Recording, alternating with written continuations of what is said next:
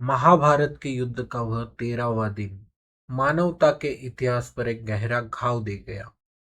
रणभूमि में अर्जुन के प्रहारों का उत्तर देने वाले पांडव आज निशब्द खड़े थे।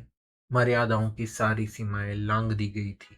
मात्र 16 वर्ष के बालक अभिमन्यु को अधर्म के चक्रव्यूह में फंसाकर छल से मार दिया गया।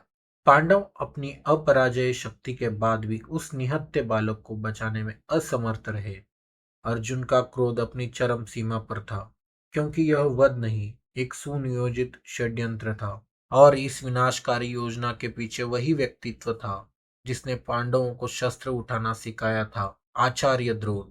एक ऐसा ब्राह्मण जिसने आभाओं में जन्म लिया, लेकिन अपने पुरुषार्थ से राजगुरु के पद तक पहुंचा। द्रोणाचार्य का जन्म ऋषि भारद्वाज के आश्रम में एक मिट्टी के पात्र से हुआ था। उन्होंने अपने पिता से वेदों और अस्त्र शस्त्रों का संपूर्ण ज्ञान प्राप्त किया। आश्रम में ही उनकी मित्रता पांचाल नरेश पृषद के पुत्र द्रुपद से हुई। युवावस्था के उस भावुक क्षण में द्रुपद ने द्रोण को वचन दिया था कि राजा बनने पर वह अपना आधा राज्य उन्हें सौंप देगा। समय का चक्र बदला। द्रोण का विवाह कृपि से हुआ और उनके पुत्र अश्वत्थामा का जन्म हुआ, लेकिन दारिद्रता ने उनका पीछा नहीं छोड़ा। एक दिन जब अश्वत्थामा ने दूध पीने की हट की, तो सामर्थ्य न होने के कारण उनकी पत्नी को आटे का घोल पिलाना पड़ा। इस दृश्य ने द्रोण के स्वाभिमान को झंझोर कर रख दिया। उन्हें अपने मित्र द्रुपद का वचन याद आया। जब द्रोण सहायता की आशा लेकर पांचाल दरबार पहुंचे, तो सत्ता के मद में चूर द्रुपद ने उन्हें पहचानने से इनकार कर दिया। द्रुपद ने कटु शब्द में कहा, मैत्री समान स्तर के लोगों में होती है, एक राजा और भिखारी में नहीं।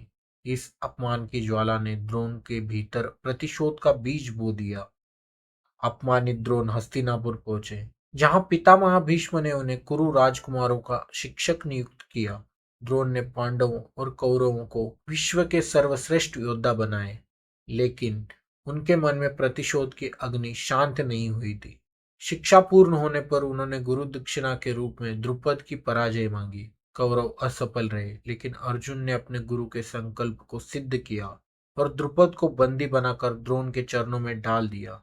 द्रोण ने द्रुपद का आधा राज्य लेकर अपना अपमान तो धो दिया, लेकिन उन्होंने अनजाने में उस शत्रुता को अमर कर दिया जो अंततः उनके विनाश का कारण बनी।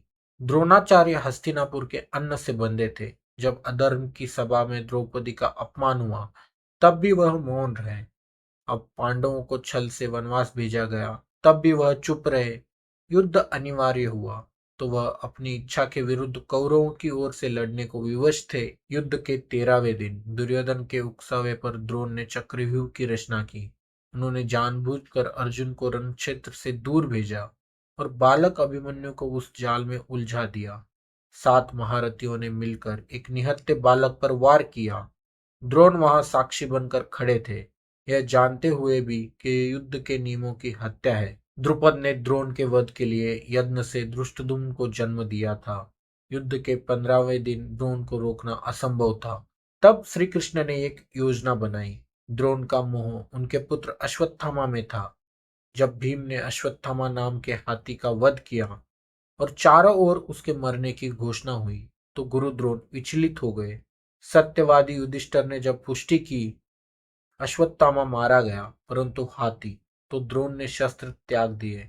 वह समाधि में लीन हो गए। इसी क्षण का लाभ उठाकर दुष्टदुम्न ने उनका शीश काट दिया। द्रोणाचार्य का जीवन एक महान शिक्षक और एक प्रतिशोधी हृदय के बीच का संघर्ष है।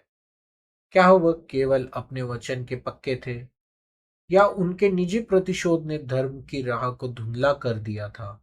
एक गुरु जिसने सर्वश्रेष्ठ धनुर्धारी बनाया, वही एक बालक की हत्या का मूक दर्शक बना।